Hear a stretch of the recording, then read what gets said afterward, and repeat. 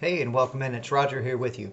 In this lesson, I'd like to briefly explain to you how this chart I put together called Keys and Chords would help you to know what chords you could play in what key. All right, so let's look here. This column right here is going to tell you what letter name key you're in. Key of C, G, D, A, E, B, so on and so forth.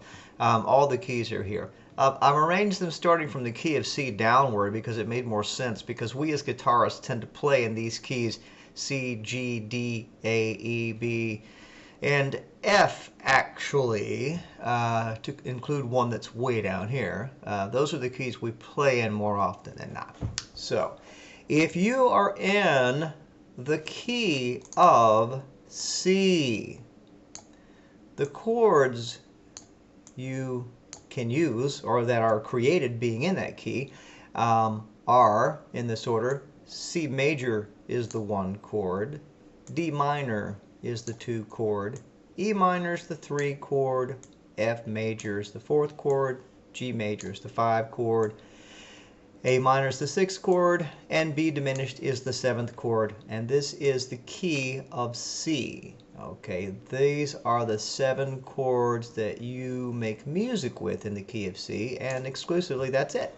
You really can put them in any order you want. You can play C major to F major, which would be the 1 chord, to the 4 chord. You could play D minor, which is the 2 chord, to G major, which is the 5 chord. You can scramble them up in any order you want. You're not going to break any musical rules. Let me back out just a little there. So you get the idea. This is just fundamental, what I call raw information. It's not really up for debate. You know, it's just we create from this system day in and day out.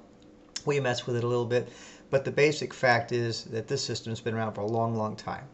Now, this is just one key I've talked to you about, being in the key of C right here. All right, and having these 7 chords that you can use to play with. Of course, it goes without saying that if you don't know one form of each one of these chords, you might want to get busy to learn one so you could have some musical fun in the key that you choose to be in.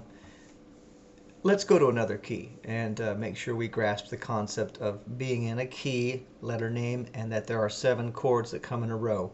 Let's say we've decided we're going to play music today in the key of A.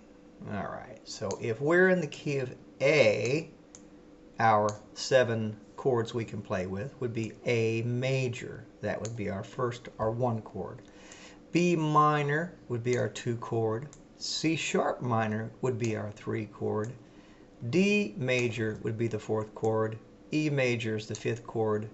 F sharp minor is the 6th chord, and G sharp diminished is the 7th chord. So that is our key of A major.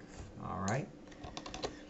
Now, again, you can put these 7 chords in any order you'd like. You could play E major to D major. That's the 5 chord to the 4th chord. E major, D major. And you could go back and forth. Okay? And you'd be playing a 5 to a 4. You're still in A major. Okay? So just take this information for what it is. It's just, as I said before, raw information. Get used to it. And I hope that was enough of an explanation to at least get you started with getting used to looking at this chart. I found it useful for my students to look at it from time to time over the years. We'll talk more about it in our next lesson. Take care.